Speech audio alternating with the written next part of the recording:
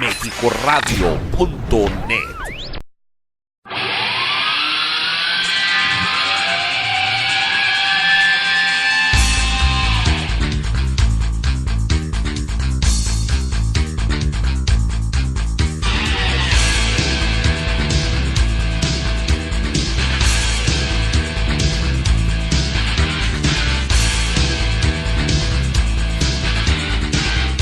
Entrevista especial, pues estamos aquí precisamente con la doctora, ¿se me olvidó el apellido? Perdóname, doctora Pina. Soy Pina Mariana Martínez. Ajá, la doctora Josefina Mariana Martínez, que está aquí con nosotros precisamente, y ella es descendiente y heredera directa de talento y de todas las habilidades, yo creo, muchas gracias del maestro Jorge Martínez, precisamente, quienes nos están brindando una exposición aquí, y nos presenta a su amiga, por favor, también, que ha estado ya con nosotros, pero usted ha de entender que tenemos muchos invitados y de repente se nos van las cabras. Por supuesto que sí, eso se comprende.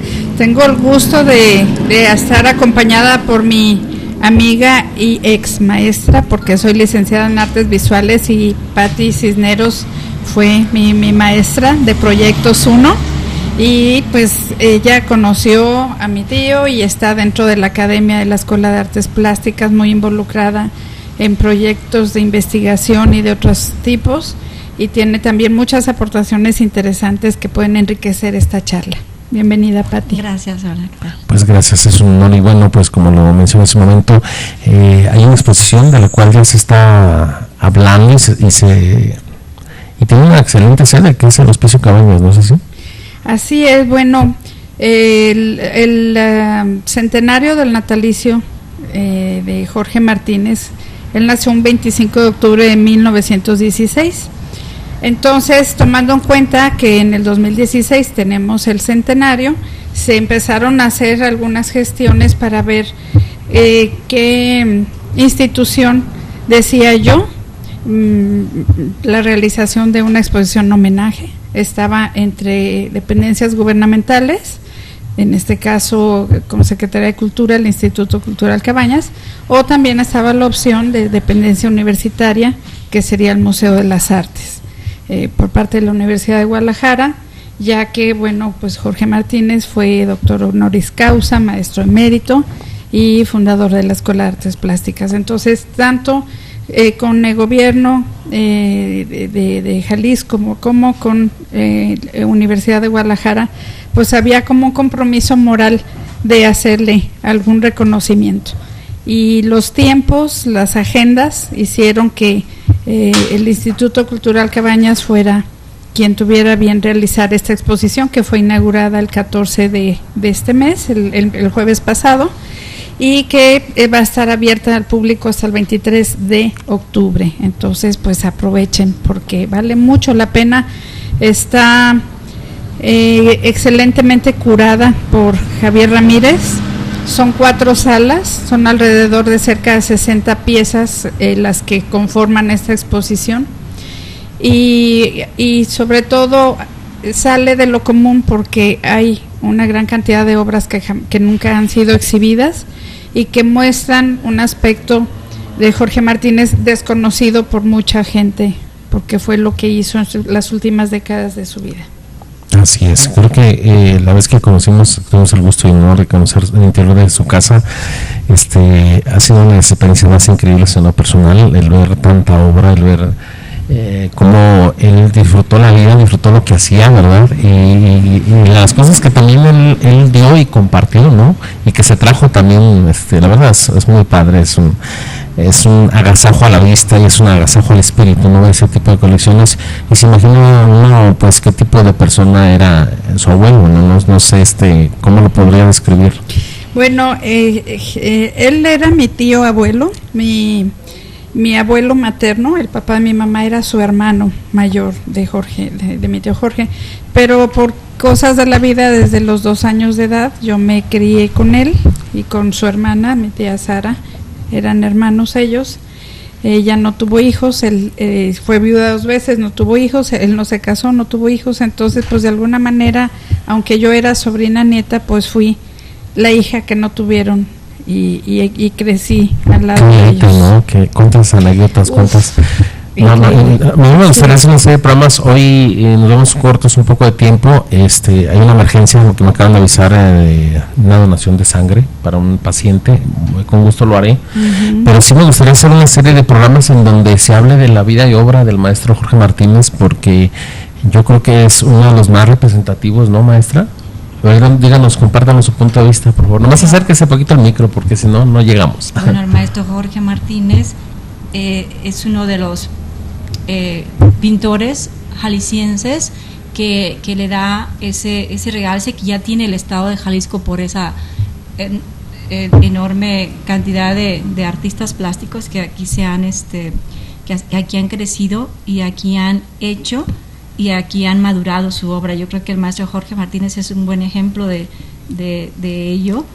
Yo creo que a mí, yo le comentaba a Pina que las cosas que yo más admiro del maestro Jorge Martínez, bueno, la curaduría un poco habla de esas fases que él tiene y que son sorprendentes para cualquier persona que analice su obra. Esa primera fase que también lo separaron en la exposición como por salas, que bueno, es una manera de curar, puede haber otras, pero la manera en que aquí lo curaron puede ser muy significativa con respecto a la manera en que él produce su obra artística. A mí lo que me gusta mucho del maestro Jorge Martínez es, en principio, esa pasión por la técnica, esa pureza, ese manejo técnico y que lo conecta también con su fase de maestro académico y que tiene que ver también con ese manejo de la figura humana, con el manejo del color, con el manejo de las formas, que lo conectamos mucho a lo mejor con cuestiones muy académicas, no quiero minimizar lo de la academia, que eso sea menos significativo. En lo personal soy profesora y le doy un gran realce a la labor académica. Y por otro lado, y que él se demuestra a sí mismo, porque yo creo que Jorge Martínez, aun cuando nunca se desconecta con el público receptor, yo creo que todo el tiempo él trabaja para sí. Okay. ¿Sí? Y esa parte académica me encanta, esa parte que se demuestra a sí mismo. No quiero decir que nos demuestra a nosotros, porque yo creo que Jorge Martínez todo el tiempo estuvo hacia adentro, en una introspección total, y en ese primer momento que se demuestra a sí mismo que sabe manejar la forma, la anatomía, el retrato, es un excelente retratista. Y por otro lado, me gusta mucho la fase de experimental y lúdica, en donde él se permite transgredir, creo yo, no sé si la palabra sea correcta, autotransgredirse, pero es una especie de autotransgresión, que por un momento él se prueba a sí mismo toda esa capacidad, y lo vemos en sus cuadros, y luego después que dice, mira, me voy a relajar, y además de hacer lo que me gusta hacer, lo voy a disfrutar y me voy a comprobar a mí mismo además que puedo hacer otras cosas. Y me gusta mucho la fase del arte objeto. A mí me tiene alucinada esa el micro, por favor, el micro.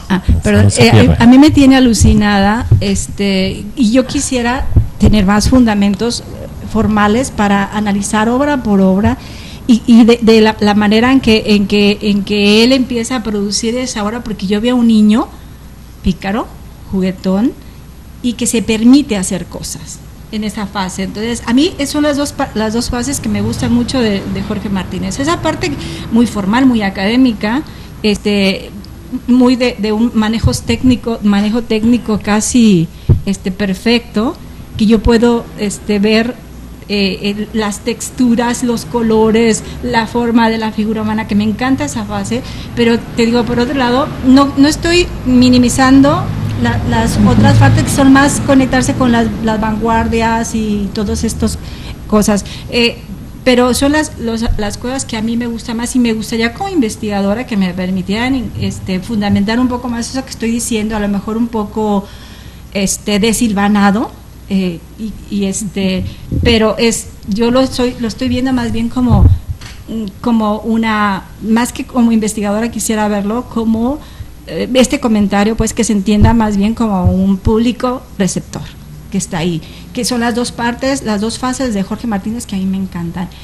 El comprobarse a sí mismo que es capaz de hacer lo que hace cualquier pintor excelente, y que además que a sí mismo se plantee transgredirse a sí mismo y decir, ok, puedo hacer esto y también esto, ¿sí? Como una manera de él mismo salirse de donde había entrado inconscientemente, que en una fase muy, a lo mejor, de manejo técnico perfecto,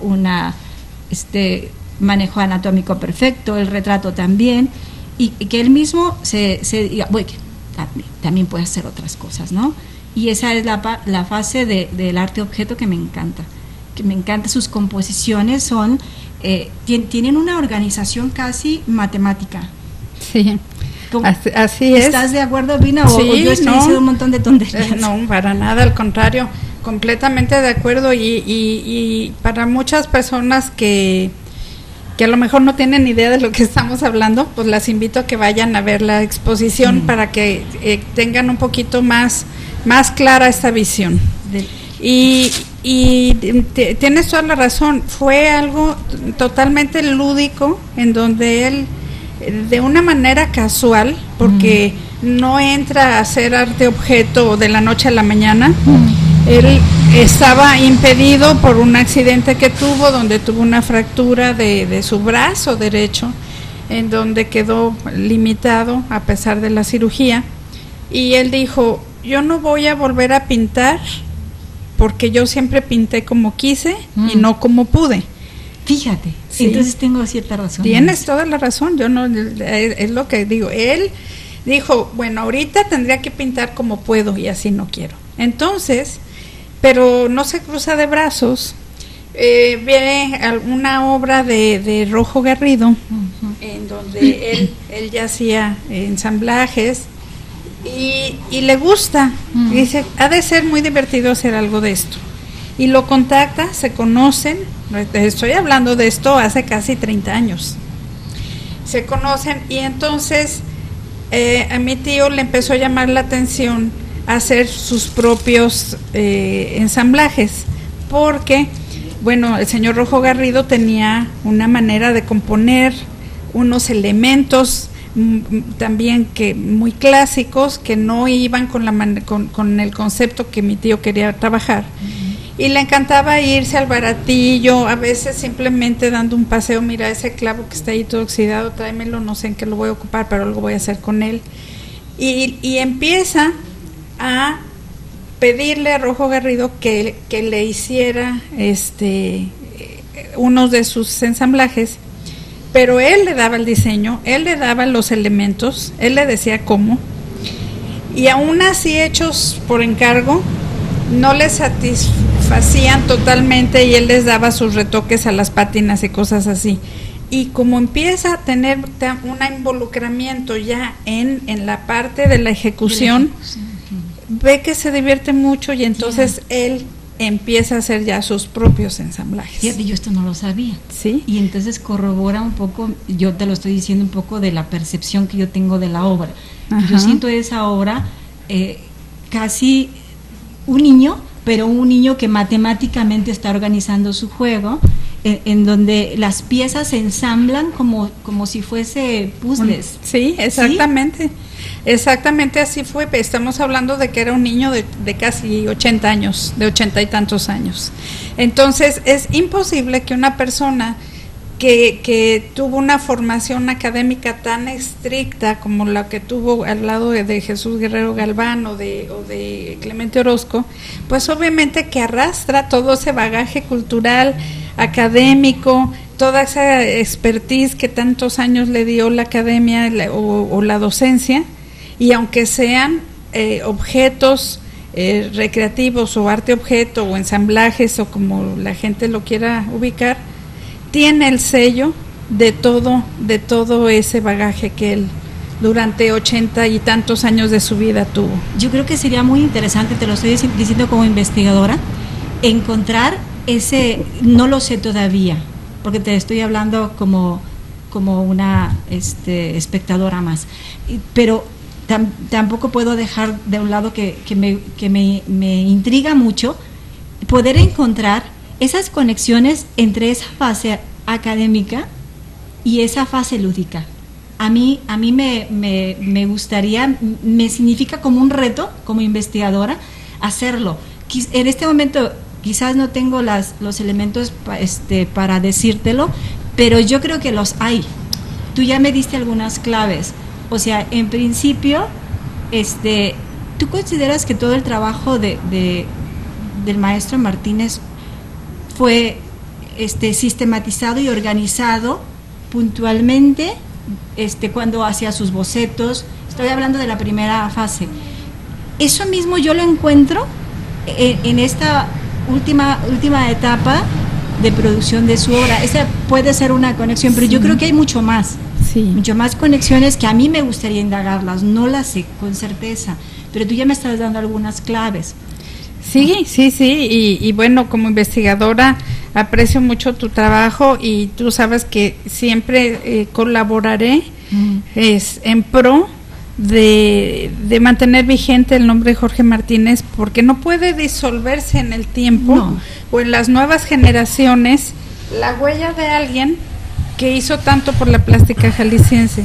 Y con todo gusto yo te apoyo con lo que necesites de información, de análisis, de fotos, de cosas, de trabajos incluso que quedaron inconclusos. Yo creo que este es un reto delicioso para cualquier investigador de encontrar ese diálogo entre esa parte formal, académica de Jorge Martínez y esa parte lúdica, que pasando por otras fases, que no estoy ignorándolas, ¿no? Pasando por esas fases, pero a mí esa conexión de una persona ya de 80 años que se permite jugar y además seguir con esa belleza de ese juego tan bello, en que a mí me parecen hermosas estas obras y muy sugerentes, y esas conexiones. A mí me gustaría investigar, y yo creo que a cualquier investigador atento de la obra de Jorge Martínez le sugiere muchas cosas.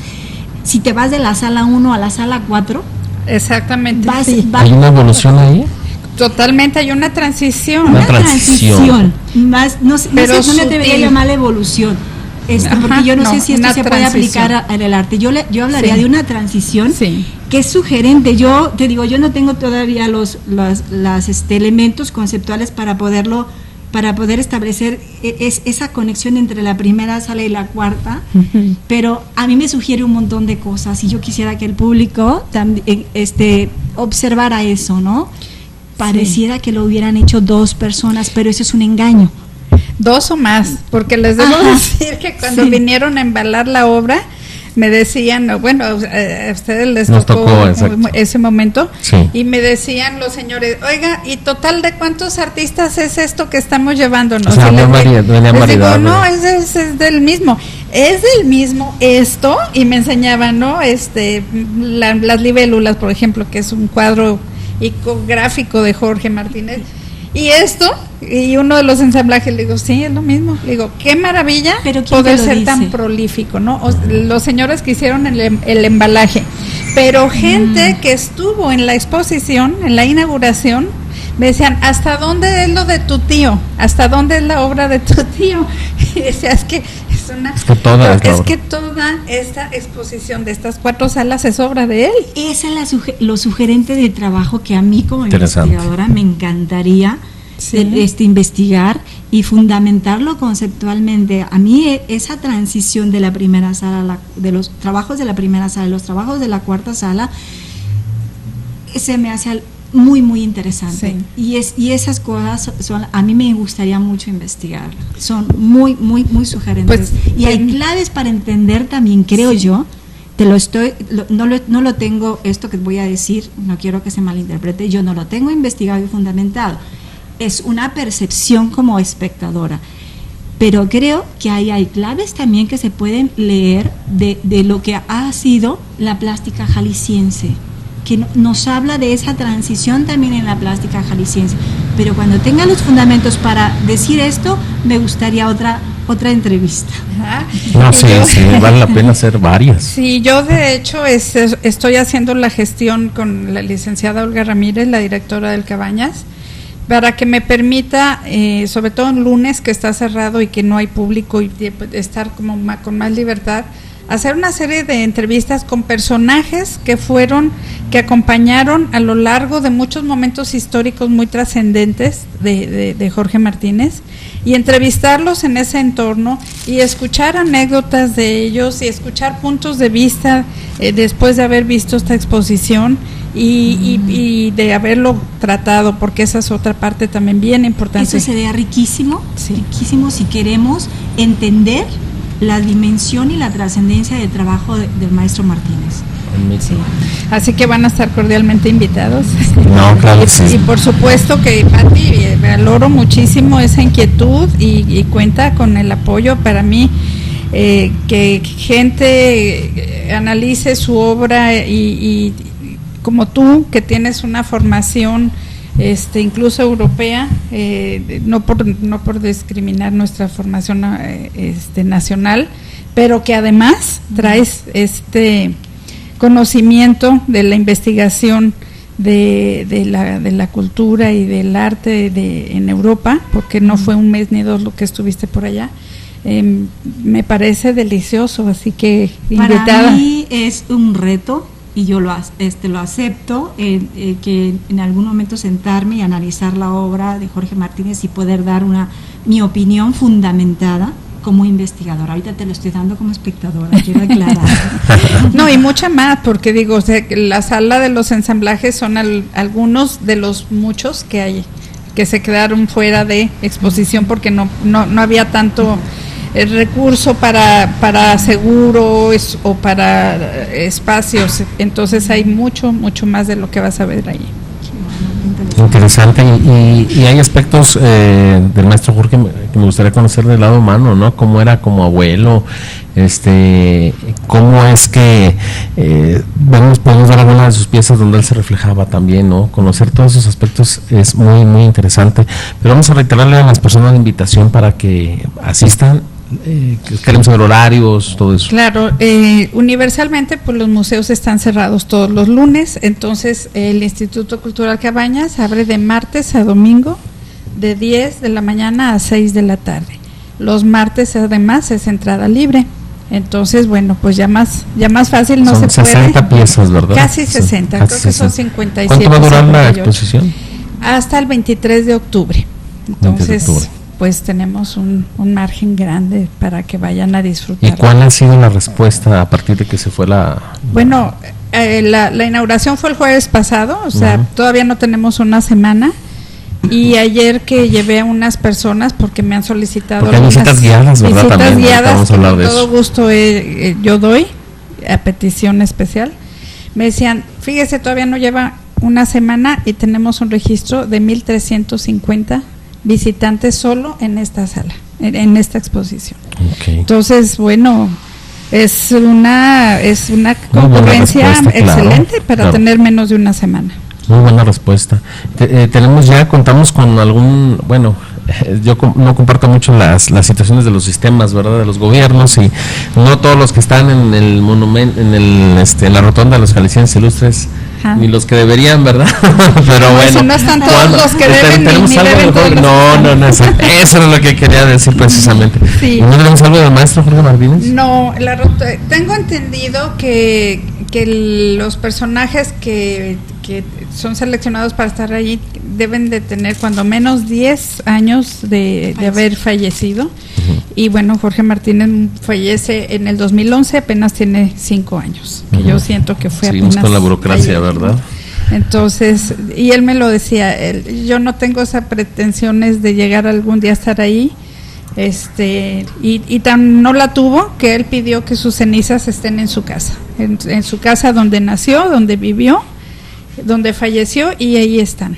Entonces, él fue sinceramente modesto y no era pretencioso. No era pretencioso ni aspiraba a cosas. Aunque finalmente, doctora, sabía, ¿no? O sea, todos sabemos que de alguna otra manera podemos trascender. A lo mejor no buscamos esa fama, puedes decir, yo no vivo de eso, pero sé que de alguna manera, en algún punto de la vida y de la historia va a quedar mi trabajo, a mi él obra, lo ¿no? enorgullecía mucho pensar en trascender, habiendo despertado conciencias y habiendo dejado matices de inquietud en la academia. Él le dio mucha importancia a Yo eso. también, ese es otro aspecto que como investigadora me encantaría investigar. Ahora estoy hablando como investigadora.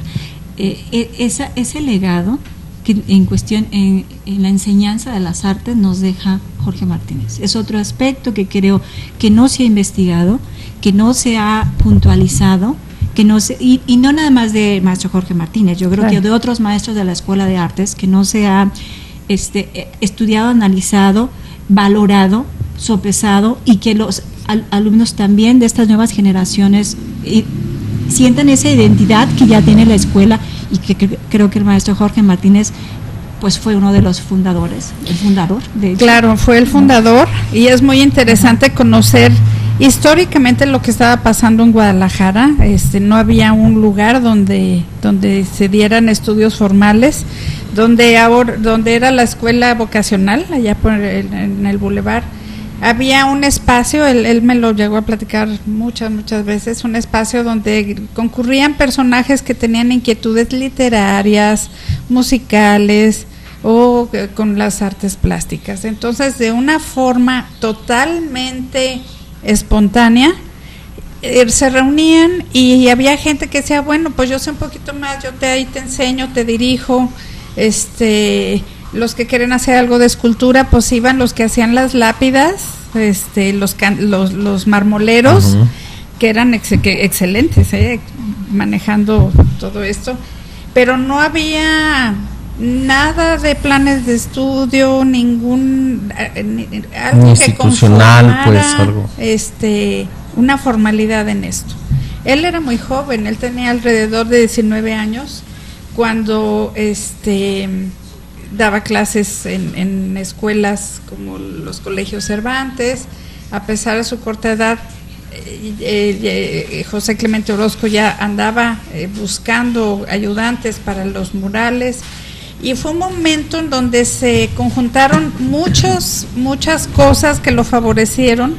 Su relación con el rector de entonces de la Universidad de Guadalajara, su amistad con pintores contemporáneos, tanto locales como de México, en donde él expresa la necesidad de crear un espacio donde hubiera un plan de estudios bien elaborado, y el rector le dice, elabórelo y lo estudiamos. Y una de las cosas que él pedía era un plantel especial, alumnado nuevo y maestros que él seleccionara. Y es así como le permiten, aquí en el edificio donde hasta la fecha, en Belén 120, está la Escuela de Artes. En ese entonces, bueno, ese edificio compartía mucho su espacio con la Cruz Roja, estaba el CEMEFO, estaban los archivos de la ciudad, y en el tercer piso estaban algunas habitaciones de los internos del Hospicio Cabañas, que ya eran mayores de 18 años. Ahí los albergaban porque ya eran mayores de edad como para seguir conviviendo con los chiquitos que estaban en el entonces Hospicio Cabañas. Y le dicen, le vamos a dar en el segundo piso algunas aulas, a ver qué hace con eso.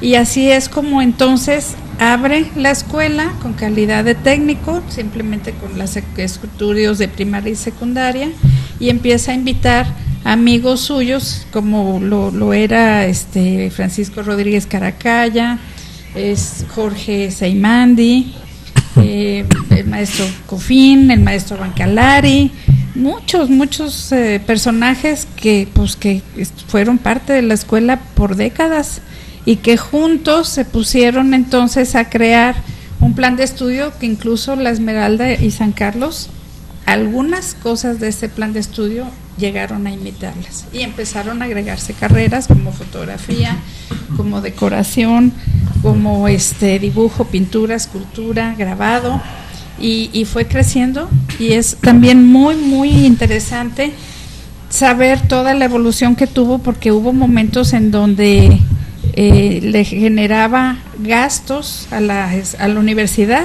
no ingresos, egresos, y entonces él se pone a armar los cursos de verano y de invierno para extranjeros que generaron números verdes por muchísimas décadas a la universidad y a muchas familias que pues les significaban ingresos muy generosos el tener hospedados a alumnos que venían de universidades del extranjero, sobre todo de Los Ángeles.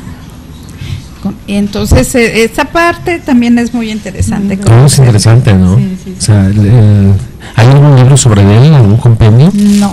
Lo va a ver, ¿verdad? Lo va a ver. Lo puede haber. Yo creo que lo va a ver.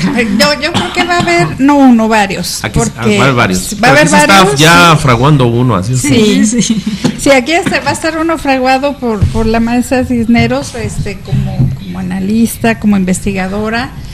Y bueno, como amante del arte, como propiciadora como todo. Catedrática. Claro. Y bueno, otro en donde será muy anecdótico, donde podré mostrar tantas cosas que a 5 años de su fallecimiento hay cajas con fotografías donde aparecen personajes que trascendieron, por ejemplo Rafael Samarripa, que bueno, hablar de Rafael Samarripa es hablar de un ícono del folclore, del ballet folclórico, como escultor, de tantas cosas, y él era tan jovencito cuando venía aquí a la casa, que a mí me resulta maravilloso tener esas memorias de decir, híjole, esta gente yo la conocí como cualquier persona sencilla que venía y comía algo cotidiano, repente, pues, una vida totalmente, cotidiana. y que bueno, esa semillita del aspecto catedrático de Jorge Martínez, del cual siempre se enorgulleció, pues sembró huella y dio muchos frutos. Sigue dando. Y de muchos otros más. No Sí. puedo hacer una lista de grandes artistas que han trascendido después de haber egresado de la escuela o aún sin haber concluido. Hay muchas firmas de gente que trascendió y que sigue trascendiendo y que sigue dejando huella por esa semillita que alguna vez él dejó. Por ejemplo, Nati Cano, él llegó a decir: yo empecé a generar gusto por la música porque en las clases del maestro Martínez siempre nos ponía música clásica para escuchar mientras trabajábamos con los modelos y todo. Fíjate, les ponía música. El salón de mi tío, como era el salón de piroxilina y tenía que estar muy ventilado con extractores y cosas, era el del último rincón. Él tenía un equipo instalado permanentemente con bocinas y todo, obviamente eran de discos, de LP, pero él gustaba de ponerles, mientras los alumnos estaban trabajando sus ejercicios, les ponía música clásica o folclórica, pero buena música, pues. Y eso, gentes como Nati Cano lo llegó a referenciar en muchas entrevistas. Entonces, esa era la parte en la que él quería trascender. Dejar algo, una huella en aquellos que fueron sus alumnos, no formar parte de porque a veces confundimos, doctora, porque a veces confundimos ese tipo de éxitos, ¿no? Con decir, es que ya acumulé tanto, ¿verdad? Y he comprado tantas casas y ya me siento que tengo éxito, ¿no? Yo veo que no era así. Cada quien, el concepto de éxito es muy personal, ¿no? Hay que recordar que estamos hablando de una persona que nace en 1916. Imagínense todos los momentos históricos mundiales, el fervor de la revolución tremendos que vivió, sí. Claro. Y todos los movimientos europeos, las vanguardias europeas que aunque tardaban meses o años en repercutir en este lado del continente, pues llegaban e impactaban. Y luego su entorno familiar, ¿verdad? Bueno, tener una sobrina que fue como su hija, pero no fue su hija. O sea, esa parte quedó inconclusa y sin embargo no tuvo hijos y fue considerado el pintor de los niños, porque fue una candidez tan especial la que imprimía en las imágenes infantiles que de las cuales yo formé. Fue la modelo la que le inspiraba. Yo fui mucho su modelo y mis hermanas. Wow, ¿no? Sí. Que la modelo le inspiraba también, o sea, había todo esto. Claro. Porque además esa fase fue en los 60s, y yo que fue cuando yo nací. Entonces, el periodo más rico de figura infantil de él fue más o menos entre el 58 al 70 y tantos, que fue la última de mis hermanas, la más chica. Pero sí, hay artículos que hablan la musa de Martínez, porque si me ocupaba de niño, pues me rapaban, me cortaban el pelo como niño, y tengo fotos en que quien la vea dice es un niño, ¿verdad? Y porque él así lo requería, pues. Sí, era como... Qué padre, ¿no? Sí. Maestra, ser parte de toda esa historia. O sea, y lo que tiene la magia de la radio, bueno, ahora también video, es que nos imaginamos, yo en lo personal me imagino esas escenas que ella nos platica. De repente vi a los pintores y vi la música, o sea, yo así lo visualizo. Además, Pina es una excelente narradora, es un excelente... Gracias. Sí, claro. Y tiene conocimientos que le permiten fundamentar la producción de tu tío, porque tú misma eres artista visual. No sé si lo practiques, pero hiciste la carrera, claro, ¿no? Claro. Y eso te permite entender. Y lo vivió, por supuesto. Y además lo viviste tú como modelo, tú fuiste de alguna manera musa ahí.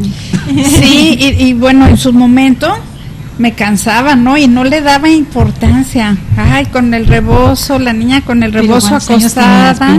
Pues, por ejemplo, la niña de la Estrella de Mar, que generó tanta polémica, que ya la verán en el 2017, que fue la que adquirió el Instituto Cabañas. Yo tenía allí 3 o 4 años. Entonces, más o menos desde esas edades hasta los 10 años, no más allá de eso, porque ya no entraba en el esquema que él necesitaba. Entonces, pero como mi mamá fue muy prolífica, pues entonces tuve 2 hermanos más que siguieron ahí sirviendo de modelos. Pero sí, curiosamente nunca hice un retrato mío. Yo no tengo un retrato mío, ni de niña, ni de adolescente, ¿Cómo? ni de adulta, ¿no? Retrato no. Él hizo muchísima figura infantil conmigo posando, ¿sí? Pero no era precisamente Pina. No, es que un retrato es tu cara, son tus facciones, claro. Es de frente. Como el retrato de su madre, por ejemplo. Como hizo el retrato de su madre, o los de Raúl Padilla. Entonces, ¿cuál era el rostro entonces? Son rostros que no están definidos, o sea, están en un plano medio difuso, o sí se ve algo del rostro, pero no necesariamente es un retrato. No es un retrato. Sigan hablando. Bueno, qué cosas, ¿verdad? Qué cosas, ¿no? Sí. Y cómo de alguna manera, yo tengo una pregunta aquí interesante, tal vez, que sería, ¿cómo... No hablo de igualar, pero hay cosas que se heredan y hay cosas que se van adquiriendo con la vida, ¿no? ¿Cómo queda finalmente una responsabilidad artística, ¿no? Y cultural, ¿no? Y decir, hasta dónde voy a seguir yo, hasta dónde qué voy a hacer yo como parte de esa herencia que nos deja el maestro, ¿no? ¿Cómo llegar a ese punto? Ahí podemos ver, por ejemplo, como familiar, como descendiente directa de ella. No, es un compromiso enorme. Es ella. Soy yo, pero no es un retrato. O sea, esa es una figura infantil. Pero no es un retrato de Pina. Sí. Es un compromiso enorme para mí, y yo creo que parte del darme cuenta de ese compromiso es precisamente por haber hecho la licenciatura en arte. Porque yo soy una convencida que mi producción es interesante, que puede ser gustada por cierto público, pero que la labor más importante que yo puedo tener en el terreno de la plástica, en la teoría del arte, es sacar precisamente el jugo de conocer tanta gente que todavía vive y que me conoció y que lo conoció, que estuvo en los escenarios que se vivieron, que puedo dar testimonio de muchas cosas, como bien dijiste, que puedo buscar en evidencias físicas en su casa, porque pues nadie más que mis hijos, mi esposo y yo tenemos acceso a eso, y definitivamente que mi visión es mucho más amplia por haber tenido la formación que tuve. Es que tienes todos los sustentos teóricos, formales, para comprender la obra del tío. O sea, yo conozco poco de tu obra, creo que vi algo de trabajo cuando te graduaste. Sí. No me acuerdo si lo vi, no lo tengo muy claro. No se pierde la voz.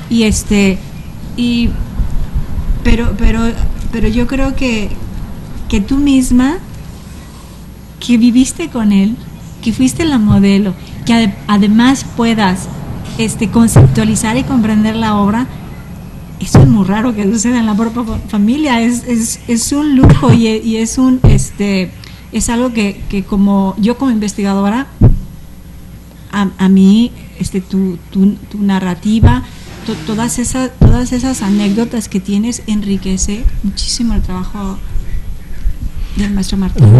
Y aparte, maestra, yo encontré aquí facciones de la autora, el tipo no, de, sí, no, o sea, lo oído ahí está y todo, o sea. Sí, o sea, sí se puede reconocer, sí se reconoce que soy yo la modelo. Sí. A lo que me refiero, que no es un retrato. Ajá, Un retrato sí, no entendemos. es otra cosa, Sí. ¿verdad? Entendemos. Pero bueno, pues aquí estamos viendo la ingenuidad maravillosa de una figura infantil en un contexto más simple no se puede, ¿no? No.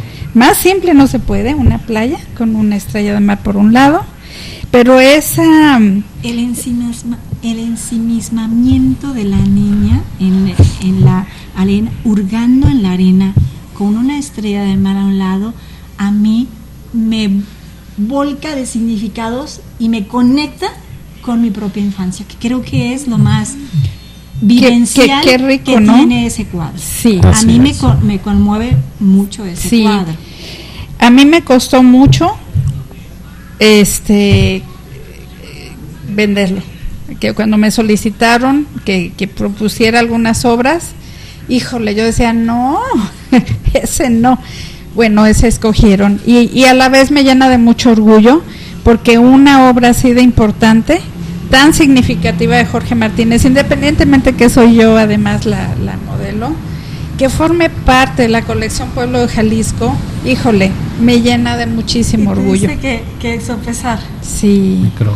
sí, porque como me decía, que era lo más importante. sí, que era para más, ti. sí, Que está en una colección que lo puedan disfrutar todos, o que me lo quede yo porque es tan significativa para mí. Quiero entenderlo, esa Sí. dificultad a la que tú sí, te refieres. claro, exactamente así fue. Es muy egoísta de mi parte tenerlo aquí, y qué maravilla que lo pueda compartir con toda la gente que me va a trascender, ¿no? Pues yo tengo Exacto. 56 años, ¿cuántos me queden? No lo sé. Pero se ve como de 40, doctora, no se preocupe. A ver, gracias, pero aquí lo importante es eso, que son obras para ser compartidas. Es como alguien que escribe una sonata o Y se la guarda, una ¿no? O sea, composición como para que la musical, guarda, pues. y nomás la toca para sí, pues no, ¿verdad? O un particular, porque por supuesto que en 5 años he tenido propuestas de que venda obra, y no es lo mismo un particular que va a tenerla sobre su chimenea, probablemente, o no sé, que forme parte de la colección Pueblo de Jalisco. ¿Y cuál hubiera sido o cuál era la idea principal del maestro Martínez al él faltar o fallecer respecto a toda su obra? ¿Qué era lo que él deseaba o quiso?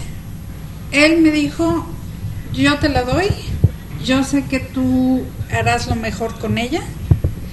Yo la produje, la disfruté, la gente que quiso me la compró y la tiene en sus casas, y lo que tú hagas con ella estará bien, porque yo sé el cariño que tú sientes no solamente por mis cosas, por mis obras, sino por mis cosas. Y estoy segura que algunas gentes me llegaron a decir, hay herederos que a estas alturas ya hubieran hecho una venta de garage de tanta cosa que hay, y sin embargo se maravillan de ver que la casa está exactamente como él la dejó. Entonces, heredar algo así, no cualquiera. Eso testifica el amor que le tienes a las obras, a las pertenencias de tu tío, a tu tío. O sea, lo entiendo así, que el haber conservado las cosas como él lo dejó, esto es una interpretación, es como una manera de que sigue ahí. Exactamente. Así lo quiero entender. Sí, es como un homenaje, como un honrarlo, como un decir...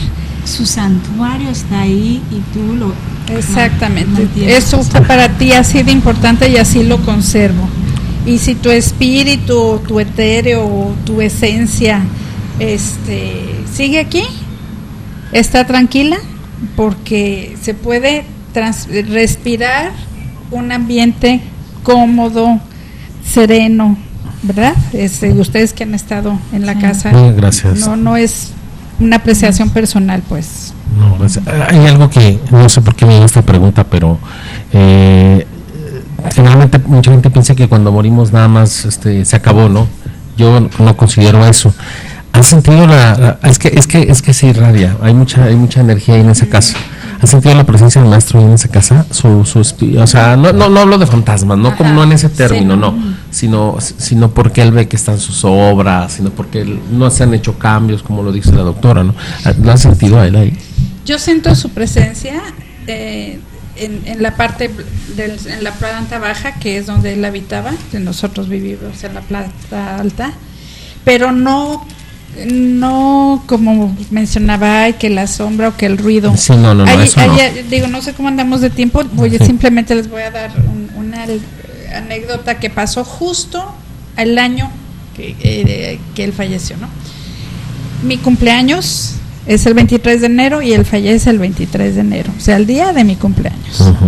Que fue así, bueno, ¿qué les puedo decir? Algo muy doloroso, terrible, muy fuerte, claro. Y demás. Entonces, pues viene el primer año y me dice mi esposo, ¿cómo te vas a festejar? Le digo, ay, ¿cómo me voy a festejar si es el primer año del fallecimiento de mi tío? Y me dice, bueno, entonces no te vas a festejar ya el resto de tus cumpleaños. Dije, bueno, sí, vamos haciendo una convivencia muy íntima con familiares y con exalumnos o con amigos muy cercanos.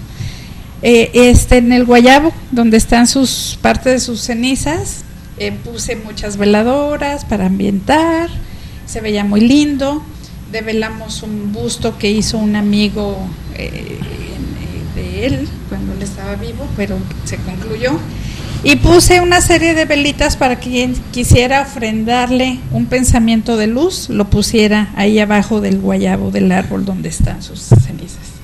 Hubo un momento donde tomo el micrófono, porque mi hijo, que es músico, traía ahí la ambientación, para darles las gracias a los invitados, para decirles lo importante que era para mí ese primer año. Bueno, estaba ahí con un protocolo espontáneo y está grabado ese momento en donde se oye clarito, como cuando se cae un aguacate o un fruto que está maduro y ¡pum, pum, pum, pum, pum! Así se oyó, justo en el guayabo. Y obviamente en enero, pues no había guayabas, ¿no? Entonces fue un momento muy hermoso que quedó grabado, que tenemos el video, porque todos los invitados voltearon, o sea, estaban de espaldas al guayabo, y cuando acabé de decir, esta casa es el santuario de Jorge Martínez y siempre mientras yo viva lo voy a mantener así, y se oye eso, y todo el mundo voltea, porque fue muy, muy notorio, ¿no? Entonces para mí fue un gesto hermosísimo, y sí, hay una energía, pero una energía bella, una energía positiva, claro. Y yo estoy segura que donde quiera que esté, se debe sentir orgulloso de lo que he podido hacer con todo ese legado que él dejó. Muy bien, pues yo quiero agradecerle a doctora Josefina Camarena Martínez su presencia, su tiempo. Esperemos que nos vuelva a acompañar en otra emisión más de este programa especial para el maestro Jorge Martínez. Maestra, muchísimas gracias también. Soy doctora Patricia. Bueno, también.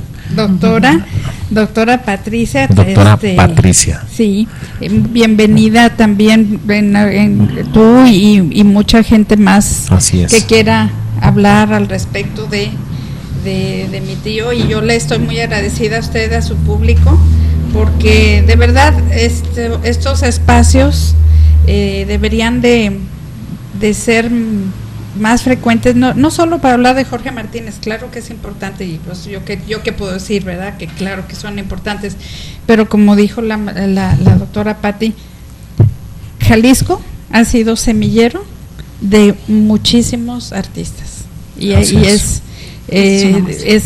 hay que dar testimonio de ello y hablar de ellos y mantener vigentes sus nombres para que las nuevas generaciones valoren toda esta herencia cultural, porque es increíble cómo vemos extranjeros que vienen a ver obras que gente que vive aquí ni siquiera saben que existen. Exacto, exactamente. Pues yo agradezco mucho, los invitamos para que asistan a esta exposición que está en el Hospicio Cabañas, de martes a domingo. Instituto Cultural Cabañas, de martes a domingo, de 10 de la mañana. Central Libre, ¿verdad? Los martes es Central Libre. Los martes Central Libre. Es Central Libre, de miércoles a domingo, pues con el INSEN hacen descuento, o con credencial de estudiante y de maestro. Ya me lo sacó la mía, así es que no hay ningún problema. Pero en realidad es muy módico el precio, no es prohibitivo, y digo, pero una visita ya, doctora, ¿a dónde? Pues entonces, a ver. Yo les voy a dar mis datos para que ¿algún correo, algún contacto? Sí, mi correo es pinacamarena@hotmail.com, y mi celular y WhatsApp es 3x3-461-4635. Yo tendré mucho gusto en hacerles una visita guiada allá, y en alguna ocasión pudiera ser que la haga también en la casa. Muy bien, ya, pues ahí en su está la momento invitación. ya lo he hecho. Muchísimas gracias, y recuerden que seguimos con la cultura en la radio incluyente aquí en mexicoradio.net. Buena próxima. Gracias. Radio.net.